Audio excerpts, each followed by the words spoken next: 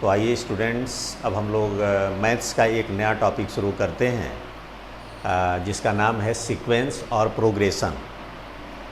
ये जो हम लोग आज टॉपिक शुरू करने जा रहे हैं ये क्लास 10th में भी ये काम आएगा और उसके साथ आपका क्लास 11th में भी काम आएगा। इसको हम जो है क्लास 10th लेवल से स्टार्ट करके 11th लेवल तक जाएंगे। तो जो क्लास 10th के स्टूडेंट जो थोड़ा सा हाई लेवल के क्वेश्चन को करना चाहते हैं वो भी इस चैप्टर को पढ़ने के बाद उस तरह के क्वेश्चन कर पाएंगे। तो पहले हम आपको चैप्टर के बारे में पूरी जानकारी देंगे और उस जानकारी देने के बाद फिर उस पर डिपेंडेंट जो है क्वेश्चन हम आपको कराएंगे, जिससे कि आपकी प्रैक्टिस अच्छे से हो जाए। और अगर आप चैनल पर नए हैं तो सबसे पहले आप चैनल को सब्सक्राइब करें, साथ में बेल आइकन को दबा दें, जिससे कि हम जब भी नया वीडियो अपलोड करें तो उसके बारे में आपको जानकारी मिल सके समय से और आप उसका फ़ायदा उठा सकें। और अपने दोस्तों में भी इसको ज़्यादा से ज़्यादा शेयर करें ताकि आपके दोस्त भी इसका फ़ायदा उठा सकें। तो आइए हम लोग स्टार्ट करते हैं सीक्वेंस और प्रोग्रेशन। ध्यान रखिए, सीक्वेंस और प्रोग्रेशन जो है सेम यूज होता है। सीक्वेंस को ही हम लोग प्रोग्रेशन भी बोलते हैं। अब ये है क्या, देखिए, जब भी हम लोग अगर हमको कुछ नंबर्स दे दिए जाएं और वो नंबर एक डिफिनिट रूल या लॉ के अकॉर्डिंग अगर उनको अरेंज कर दिया जाए तो ये जो अरेंजमेंट होगा उसी अरेंजमेंट को हम लोग जो है सीक्वेंस या फिर प्रोग्रेशन कहेंगे। जैसे एग्जांपल के तौर पे अगर आप देखिए, हम एक नंबर 2 लेते हैं और इस नंबर में एक डेफिनेट नंबर को हम ऐड करते चले जाएं। जैसे हम सपोज करिए हमने डिसाइड किया कि 3 हम हर नंबर में ऐड करेंगे। जैसे 2 में हमने 3 को ऐड किया तो ये कितना आ जाएगा 5, और 5 में अगर हमने 3 को ऐड किया तो 8 हो जाएगा, 8 में 3 को ऐड किया तो 11 हो जाएगा, 11 में 3 को ऐड किया तो 14 हो जाएगा। तो यहाँ पर देखिए, हमको जितने भी ये नंबर्स हमने अरेंज किए हैं ये सब एक रूल के अकॉर्डिंग अरेंज हो रहे हैं। रूल हमने क्या बनाया कि हर मतलब नेक्स्ट नंबर को फाइंड करने के लिए उसके प्रीसीडिंग नंबर में हम 3 ऐड कर देंगे। तो जैसे 2 में हमने 3 को ऐड किया तो 5 आ गया, 5 में 3 को ऐड किया तो 8 आ गया, 8 में 3 को ऐड किया तो 11 आ गया, इस तरह से मिल गया। तो इसको हम लोग बोलेंगे सीक्वेंस या प्रोग्रेशन बोलेंगे। अब देखिए, जब भी हम किसी नंबर में एक डेफिनेट नंबर को ऐड करके उसके नेक्स्ट नंबर को फाइंड करते हैं तो इस तरह जो हमारा सीक्वेंस बनता है या जो प्रोग्रेशन बनता है इसको हम लोग बोलते हैं एरिथमेटिक प्रोग्रेशन। तो ये जो हमारा बना इसको हम लोग क्या बोलेंगे, एरिथमेटिक प्रोग्रेशन।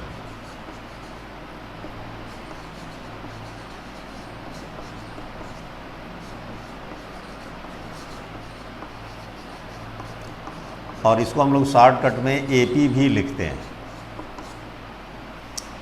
और अगर हम जो है जैसे हमारे पास कोई एक नंबर गिवन है और उसके नेक्स्ट नंबर को फाइंड करने के लिए हम एक डेफिनेट नंबर से मल्टीप्लाई कर रहे हैं। जैसे अगर हमने 2 में 3 से मल्टीप्लाई किया तो क्या हमको मिलेगा, 6 मिलेगा।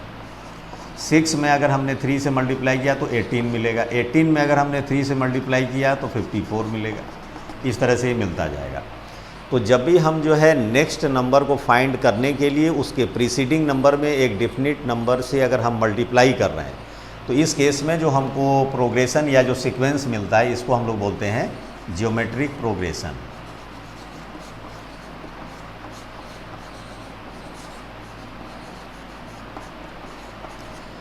और ये जो एरिथमेटिक प्रोग्रेशन है इसके नंबर्स का अगर हम रेसिप्रोकल कर दें, जैसे 1/2, 1/5, 1/8, 1/11, तो एक जो नया हमको प्रोग्रेशन मिलेगा उसको हम लोग बोलते हैं हार्मोनिक प्रोग्रेशन। तो हार्मोनिक प्रोग्रेशन क्या है, एरिथमेटिक प्रोग्रेशन के टर्म्स का रेसिप्रोकल करने से हमको मिलता है वो प्रोग्रेशन। ये जो हमारे सीक्वेंस या सीरीज़ के जो टर्म्स होते हैं इनको रिप्रेजेंट करने के लिए हम लोग इंग्लिश के लेटर्स का यूज करते हैं। जैसे अगर हम लोग किसी भी सीरीज के फर्स्ट टर्म को रिप्रेजेंट करना है, किसी भी सीक्वेंस या प्रोग्रेशन के टर्म्स का यूज करना है, मतलब रिप्रेजेंट करने के लिए, जैसे फर्स्ट टर्म अगर हम ले रहे हैं तो फर्स्ट टर्म के लिए जैसे अगर आपने इंग्लिश के लेटर स्मॉल a का यूज किया तो फर्स्ट टर्म को हम लोग रिप्रेजेंट करेंगे A1 से, सेकेंड टर्म को हम लोग रिप्रेजेंट करेंगे A2, थर्ड टर्म को हम रिप्रेजेंट करेंगे A3, फोर्थ टर्म को इसी तरह से हम रिप्रेजेंट करेंगे A4। इस तरह से आप समझ लें। और nth टर्म को अगर हमको रिप्रेजेंट करना होगा तो इसको हम लोग रिप्रेजेंट करेंगे A4 से। तो अब जैसे हम लोग बोलें कि ये जो हमारा एरिथमेटिक प्रोग्रेशन था, इसका फर्स्ट टर्म क्या है, तो इसका फर्स्ट टर्म है हमारा 2। देखिए अगर हम यहाँ लिखेंगे तो first term of this AP is 2, second term of this AP is 5, third term of this AP is 8। ऐसे देखिए, तो आप समझ गए होंगे कि AP के टर्म्स को हम लोग AP हो गया या GP हो गया। अब जैसे इस GP के अगर हम फर्स्ट टर्म को दिखाएं तो ये देखिए A1 आपका हो गया 2, A2 हो गया आपका 6, A3 हो गया आपका 18, A4 हो गया 54। तो पहले देखिए ये सिंबल सब आपको लिखने आना चाहिए कि किस सिंबल से हम लोग किसको रिप्रेजेंट करते हैं। फर्स्ट टर्म के लिए A1 यूज हुआ, सेकेंड किसी भी सीक्वेंस या प्रोग्रेशन के फर्स्ट टर्म के लिए A1 का यूज करते हैं, सेकेंड टर्म के लिए A2, थर्ड टर्म के लिए 3। कभी कभी टर्म्स के लिए हम लोग ये भी लेटर यूज करते हैं, जैसे T1, T2, T3 ऐसे करते हुए Tn, इनका भी यूज होता है। First term, second term, third term, nth term ऐसे करके। तो ये जो है सिंबल्स हो गए जिनका कि यूज किया जाता है सीक्वेंस या प्रोग्रेशन के लिए। अब सीरीज़ क्या होता है, देखिए अब यही जो हमारे नंबर्स हैं, इन नंबर्स के बीच में आप प्लस का साइन यूज कर दीजिए, मतलब 2 + 5 + 8 + 11। तो ये आपका सीक्वेंस जो है या जो प्रोग्रेशन है, इसी का नाम पड़ जाएगा सीरीज। मतलब सीक्वेंस या प्रोग्रेशन के टर्म्स को प्लस साइन से अगर हम कनेक्ट कर दें तो उससे हमारा जो है सीरीज फॉर्म हो जाता है। तो ये चीज़ जहाँ तक हमको लग रहा है कि आपको क्लियर हो गया होगा कि किस तरीके से इसको रिप्रेजेंट किया जाता है। अब इसमें देखिए क्या करना है, आप ध्यान से देखिएगा। एरिथमेटिक प्रोग्रेशन में जब भी हम नेक्स्ट टर्म को फाइंड कर रहे हैं तो उसके प्रीसीडिंग टर्म में हम एक डेफिनेट नंबर को ऐड कर रहे हैं। तो जिस डेफिनेट नंबर को हम लोग ऐड करते हैं उसको हम लोग बोलते हैं कॉमन डिफरेंस। अब देखें, जहाँ से हम लोग एक फार्मूला डिराइव करेंगे एरिथमेटिक प्रोग्रेशन के लिए, nth term of AP arithmetic progression. देखिए कैसे फाइंड करेंगे। सपोज करिए जैसे किसी AP का फर्स्ट टर्म A है और हमने क्या किया कि इसके नेक्स्ट टर्म को फाइंड करने के लिए एक डेफिनेट नंबर D ले लिया। इस D को हम देखिए, हम आपको क्या बताएं कि जब भी किसी AP का सेकेंड टर्म आपको मतलब नेक्स्ट टर्म जब भी फाइंड करना होगा तो उसके प्रीसीडिंग टर्म में एक डेफिनेट नंबर को ऐड करेंगे। तो जिस डेफिनेट नंबर को हम लोग ऐड करते हैं उस डेफिनेट नंबर को ही बोलते हैं कॉमन डिफरेंस। तो सपोज करिए कि जैसे अगर हम यहाँ पर एक एरिथमेटिक प्रोग्रेशन बनाना चाह रहे हैं, तो अगर उसका फर्स्ट टर्म मान लीजिए A है, if first term of NAP is small a and common difference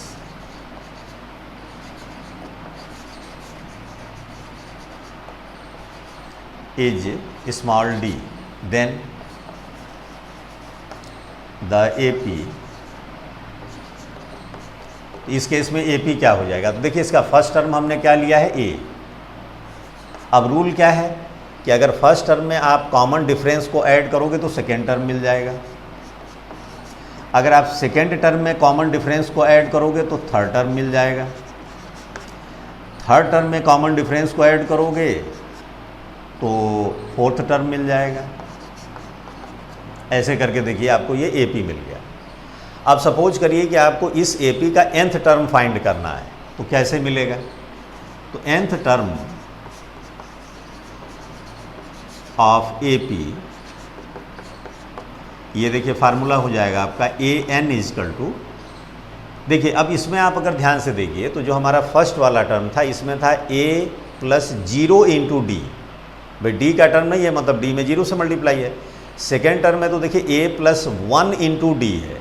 third term है तो A + 2 × D है। देखिए ये फर्स्ट टर्म था, ये सेकेंड टर्म है, ये थर्ड टर्म है, ये फोर्थ टर्म है।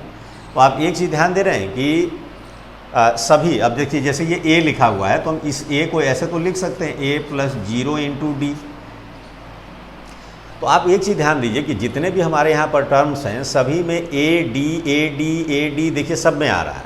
चेंज कहाँ हो रहा है? देखिए चेंज हो रहा है डी के कोफिशिएंट में। देखिए यहाँ डी का कोफिशिएंट 0 है, यहाँ डी का कोफिशिएंट 1 है, यहाँ डी का कोफिशिएंट 2 है, यहाँ डी का कोफिशिएंट 3 है।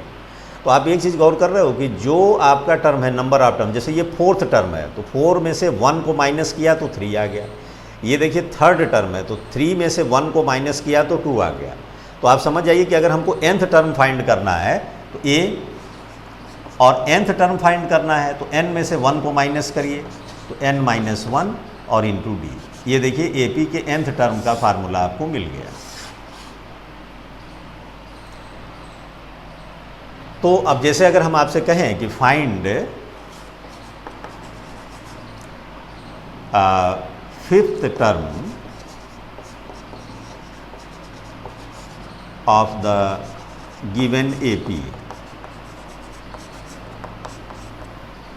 अब मान लीजिए हमारे पास AP है 2, 5, 8, 11 ऐसे करके। अब इसका मान लीजिए हमको 5th टर्म फाइंड करना है तो इसका फर्स्ट टर्म क्या है? सबसे पहले आप ये लिखोगे फर्स्ट टर्म। तो फर्स्ट टर्म हो गया आपका A से रिप्रेजेंट करेंगे, ये हो गया 2। फिर इसका कॉमन डिफरेंस चाहिए, कॉमन डिफरेंस। तो जब भी AP का कॉमन डिफरेंस आपको निकालना होगा तो second term minus first term, या फिर 3rd term minus second term. तो आप देखोगे ये इक्वल आ जाएगा 8 माइनस 5। तो देखिए 5 माइनस 3 करें 5 माइनस 2 करेंगे तो भी 3 आएगा, 8 माइनस 5 करेंगे तो भी 3 आएगा। तो ये कॉमन डिफरेंस हो गया। अब आपको कौन सा टर्म फाइंड करना है? 5th term. तो 5th टर्म फाइंड करने का मतलब n की वैल्यू हो गई यहाँ 5। तो अब आप फार्मूला यूज कर दीजिए nth टर्म का। तो nth टर्म का फार्मूला है an equal to a plus n minus 1 into D. अब आपको 5th टर्म फाइंड करना है तो a5 इजकल टू a की वैल्यू देखिए कितनी है 2, n की वैल्यू क्या हो गई 5 और d की वैल्यू कितनी हो गई 3। तो ये आ गया आपका 2 प्लस 5 माइनस 1 4 हो गया, 4 इंटू 3। तो ये आ गया आपका 2 प्लस 12, तो इसकी वैल्यू आ गई 14। तो इस तरह से आप स्टूडेंट्स ये देख रहे हो कि जब भी हमको किसी AP का फर्स्ट टर्म और कॉमन डिफरेंस अगर पता हो तो हम उस AP के किसी भी टर्म को ईजी वे में फाइंड कर सकते हैं। अब एक चीज़ ध्यान दीजिएगा कि जब भी किसी सीरीज सीक्वेंस या सीरीज में नंबर ऑफ टर्म्स काउंटेबल हो, मतलब नंबर ऑफ टर्म्स फिक्स हो, तो फिर उसको हम लोग बोलते हैं फाइनाइट सीक्वेंस या फाइनाइट प्रोग्रेशन। और जिसमें नंबर ऑफ टर्म्स काउंटेबल नहीं है, मतलब नंबर ऑफ टर्म्स का कहीं एंड नहीं दिख रहा है, तो उसको फिर हम लोग इनफाइनाइट सीक्वेंस या इनफाइनाइट प्रोग्रेशन बोलते हैं। ये ध्यान रखिएगा। किसी भी AP का अगर आपको कॉमन डिफरेंस निकालना है तो कॉमन डिफरेंस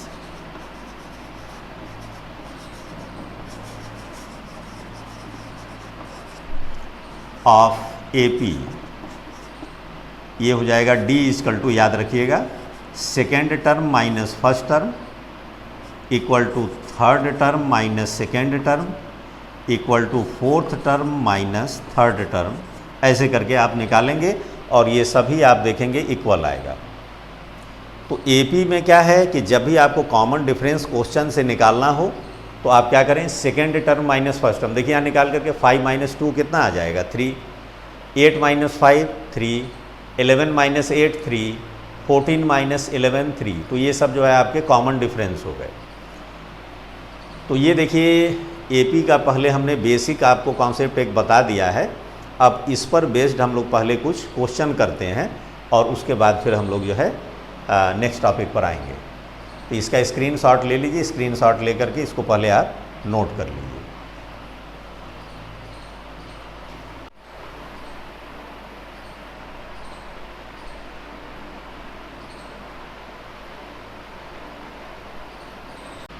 तो आइए स्टूडेंट्स हम लोग सीक्वेंस या फिर कह लें प्रोग्रेशन के कुछ क्वेश्चन करते हैं।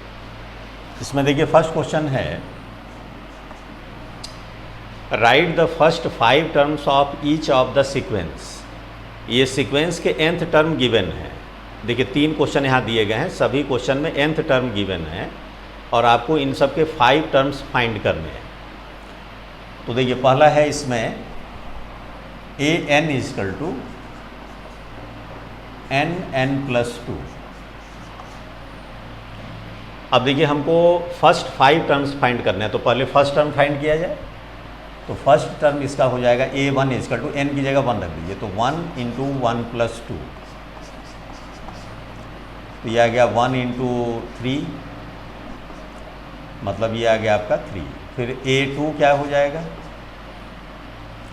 इसमें n की जगह 2 पुट कर दीजिए, 2+2, तो ये आ गया 2 इंटू 4 इजकल टू 8। a3, ये n की जगह आपने 3 पुट कर दिया, तो 3+2, तो ये आ गया 3 इंटू 5, तो ये आ गया 15। a4 हो जाएगा 4+2, तो 4 इंटू 6 24 हो गया। a5, ये आपने n की जगह 5 पुट किया, 5 और फिर 5+2, तो 5 इंटू 7, ये आ गया 35। तो देखिए इसके फर्स्ट आपको 5 टर्म्स मिल गए। सेकंड है इसमें, सेकंड क्वेश्चन में है आपका an equal to 2 power n, तो इसमें फर्स्ट टर्म हो जाएगा a1 इजकल टू 2 पावर। सीधा ये याद रखिए कि जब भी किसी सीक्वेंस का, किसी सीरीज़ का अगर आपको nth टर्म गिवन है तो उसके हेल्प से आप उसके जिस टर्म को चाहें आप फाइंड कर सकते हो। जैसे फर्स्ट टर्म फाइंड करना है तो n की वैल्यू 1 पुट कर दिया, सेकेंड टर्म फाइंड करना है n की वैल्यू 2 पुट कर दिया, तो ये a2 हो गया आपका 2 स्क्वायर 4, a3 हो गया आपका 2 क्यूब 8, a4 हो गया आपका 2 पावर 4 16, a5 हो गया आपका 2 पावर 5 32। फिर थर्ड वाले क्वेश्चन को आप देखिए, थर्ड में क्या है, an equal to -1 power n-1 और 5 की पावर n+1। अब इसका फर्स्ट टर्म फाइंड करना है तो n की वैल्यू 1 पुट कर दीजिए, तो -1 पावर 1 इंटू 5 की पावर 1+1, तो ये हो गया -1 पावर 0 इंटू 5 स्क्वायर। अब देखिए -1 की पावर या 1 की पावर कोई भी अगर आप जो है 0 अगर पावर में पुट करते हैं तो इसकी वैल्यू 1 हो जाती है, तो 1 इंटू 25, तो इसकी वैल्यू आ गई 25। अब इसका सेकेंड टर्म फाइंड करिए, तो a2 हो गया आपका -1 की पावर 2-1 और ये हो गया 5 की पावर 2+1। अब देखिए -1 पावर 1 हो गया और ये 5 क्यूब हो गया। अब -1 की पावर ऑड नंबर है, तो आप जानते हो जब भी -1 की पावर ऑड होता है तो उसकी वैल्यू -1 होती है और इवन होता है तो +1, तो ये हो गया -1 इंटू 5 क्यूब, तो 125, तो ये आ गया -125। इस तरह से थर्ड टर्म जब हम लोग निकालेंगे तो ये आ जाएगा -1 की पावर, यहाँ n की वैल्यू 3 पुट कर दीजिए, तो 3-1 और ये हो गया 5 की पावर 3+1, तो ये देखिए -1 की पावर 3-1 मतलब 2 हो गया और ये 5 की पावर 4 हो गया। अब -1 का स्क्वायर, तो ये इवन नंबर है, 2 जो है यहाँ इवन है तो ये पॉजिटिव हो जाएगा, तो प्लस और 5 की पावर 4, तो ये आ गया आपका 625। ऐसे ही आप इसका फोर्थ टर्म और फिफ्थ टर्म भी आप निकाल सकते हैं।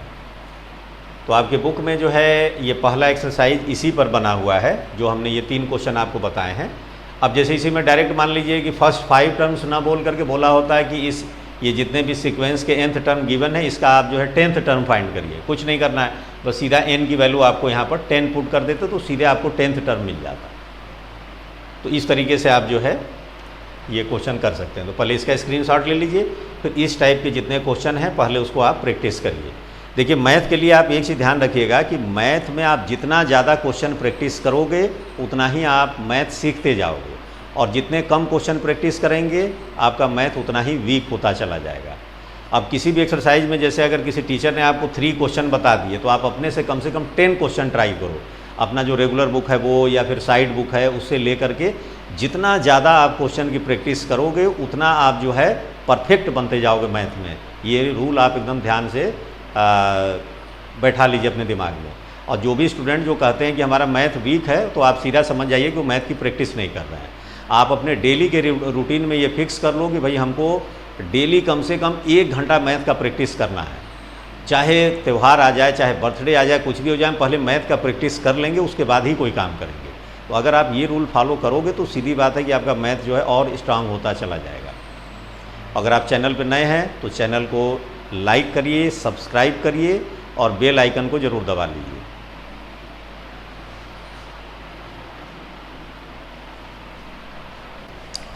ये क्वेश्चन नंबर 4 अब आप देखें। इसमें देखिए बोल रहा है कि right 5th term and 8th term of an AP whose 10th term is 43। मतलब 10th टर्म इसमें गिवन है according to question. 10th term इसका गिवन है 43 और इसका कॉमन डिफरेंस जो है वो 4 है। हमको फाइंड क्या करना है, 5th टर्म और फिर 8th टर्म। तो देखिए यहाँ पर क्वेश्चन में क्या है कि कॉमन डिफरेंस दे दिया है और 10th टर्म दे दिया है, लेकिन यहाँ पर पूरे इस प्रोसेस में फर्स्ट टर्म कहीं भी गिवन नहीं है। तो इसका मतलब हो गया कि पहले हम लोग को फर्स्ट टर्म फाइंड करना होगा। तो let first term of AP is small a। तो nth टर्म का फार्मूला क्या होता है, an इक्वल टू होता है a plus n minus 1 into d. तो यहाँ पर हमारे क्वेश्चन में 10th टर्म है तो n की वैल्यू 10 पुट कर दिया। a की वैल्यू आपको फाइंड करनी है, n की वैल्यू यहाँ 10 हो गई और कॉमन डिफरेंस आपका क्वेश्चन में गिवन है 4। 10th टर्म हमारा क्या गिवन है 43। तो 43 इक्वल टू हो गया a प्लस 10 माइनस 1 हो गया 9 इंटू 4। तो ये हो गया 43 a प्लस 36 को उस साइड ट्रांसफ़र करिए तो ये हो गया 43 माइनस 36। ये आपने सब्ट्रैक्ट किया तो ये आ गया आपका 7। तो इस तरह से देखिए इस जो सीक्वेंस हमारा गिवन था उसका फर्स्ट टर्म हमको मिल गया 7 और कॉमन डिफरेंस क्वेश्चन में गिवन था। अब आप जो है nth टर्म पहले फाइंड कर लो। तो nth टर्म का फार्मूला हो जाएगा an equal to a plus n minus 1 into D. a की वैल्यू आपकी कितनी हो गई, a की वैल्यू हो गई 7 प्लस n माइनस 1 और d की वैल्यू कितनी हो गई आपकी 4। तो ये आप लिख सकते हो 7 प्लस 4 से मल्टीप्लाई करो तो 4n माइनस 4। तो ये आ गया आपका 4n और 7 माइनस 4 आ गया आपका 3।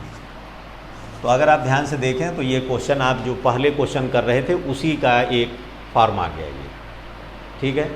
अब आप जो टर्म चाहिए वो फाइंड कर सकते हैं। अब आपको कौन सा टर्म चाहिए 5। तो 5th टर्म फाइंड करने के लिए n की वैल्यू 5 पुट कर दीजिए। तो 4 इंटू 5 प्लस 3 तो ये आ गया आपका 23। फिर आपको 8th टर्म चाहिए तो 8 हो गया आपका 4 इंटू 8 प्लस 3 तो 32 प्लस 3 ये हो गया आपका 35। तो इस तरीके से जो टर्म आप जैसे nth टर्म अगर आपने फाइंड कर लिया किसी भी सीक्वेंस का या किसी भी जो है प्रोग्रेशन का, तो आप उसके हेल्प से जो टर्म आप फाइंड करना चाहते हो उसको आप फाइंड कर सकते हो। इसका स्क्रीनशॉट लेकर के इसको नोट कर लें आप।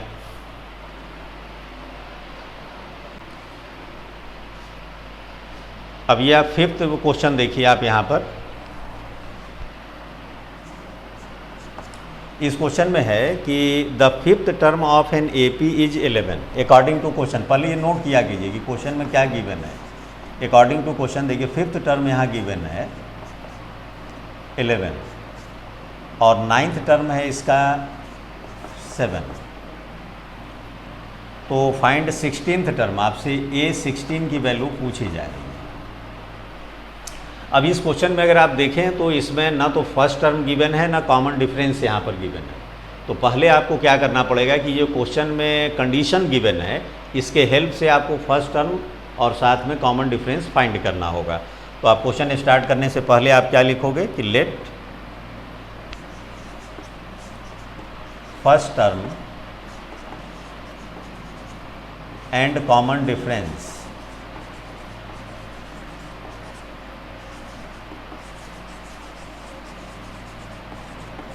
Of A P R small A and small D respectively.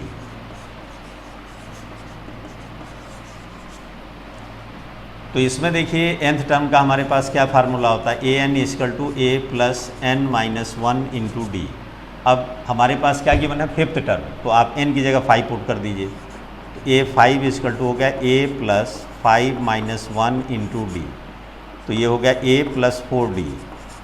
और ए 5 की वैल्यू कितनी गिवन है, 11, तो यहाँ से आपको ये मिल गया a plus 4d equal to 11, equation number 1। देखिए जितने अननोन क्वांटिटी होते हैं, जैसे हमारे पास अननोन क्वांटिटी दो हैं, एक स्मॉल ए और स्मॉल डी, तो जितने अननोन क्वांटिटी होते हैं मिनिमम उतने इक्वेशन मिलेंगे, तभी आप उनके वैल्यू को फाइंड कर पाओगे। तो एक इक्वेशन तो ये हो गया। अब दूसरे इक्वेशन के लिए अब हमारे पास 9th टर्म गिवन है, तो 9th टर्म के लिए हो गया ए 9 इक्वल टू, इसी में वैल्यू पुट करेंगे n की जगह, तो ए प्लस 9 माइनस 1 इंटू डी। ए 9 की वैल्यू क्या गिवन है यहाँ पर, 7, तो 7 इक्वल टू हो गया ए प्लस 8d। तो ये इक्वेशन नंबर 2 हो गया, a plus 8d equal to 7। अब हम लोग क्या करेंगे, इक्वेशन 1 और इक्वेशन 2 को सॉल्व करेंगे। तो सॉल्व करने में देखिए इक्वेशन 2 है ही है, इसके नीचे इक्वेशन 1 को लिख लीजिए, ए प्लस 4d इक्वल टू 11। अब इसको सब्ट्रैक्ट कर दीजिए, तो माइनस माइनस माइनस, तो ए से ये कैंसिल हो गया, 8d माइनस 4d, ये आ गया आपका 4d, और 7 माइनस 11 हो गया आपका माइनस 4। तो यहाँ से d की वैल्यू आ गई -4/4 इक्वल टू -1।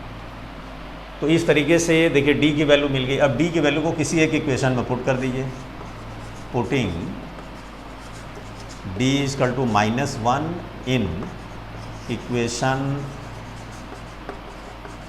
1 में पुट कर दीजिए, तो a plus 4 into minus 1 equal to 11। तो यहाँ से a माइनस 4 इक्वल टू आ गया 11, तो a की वैल्यू आ गई 11 प्लस 4 इक्वल टू 15, ये a की वैल्यू आ गई। अब लीजिए हमारा a भी मिल गया और साथ में कॉमन डिफरेंस भी मिल गया। तो अब हमको कौन सा टर्म चाहिए क्वेश्चन में, 16th टर्म। तो nth टर्म का पहले आप फार्मूला लिख लो। nth टर्म का फार्मूला है ए पी का, a plus n minus 1 into D. अब आपको 16th टर्म चाहिए तो n की जगह 16 रख दिया, a की वैल्यू है 15 प्लस 15 माइनस 1 और d की वैल्यू हो गई -1, तो 15 प्लस 14 इंटू -1, तो 15 माइनस 14 और ये आ गया 1। तो इस तरह से देखिए इसका 16th टर्म आपको मिल गया 1।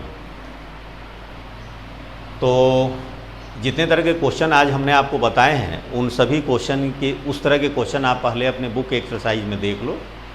और जितने क्वेश्चन हमने, जैसे इस तरह के क्वेश्चन हमने 3 बताए हैं, तो इस तरह के कम से कम आप 5 क्वेश्चन अपने से करिए। ये देखिए 2 क्वेश्चन हमने इस तरह के बताएं, इस तरह के कम से कम 5 to 10 क्वेश्चन आप अपने से करिए।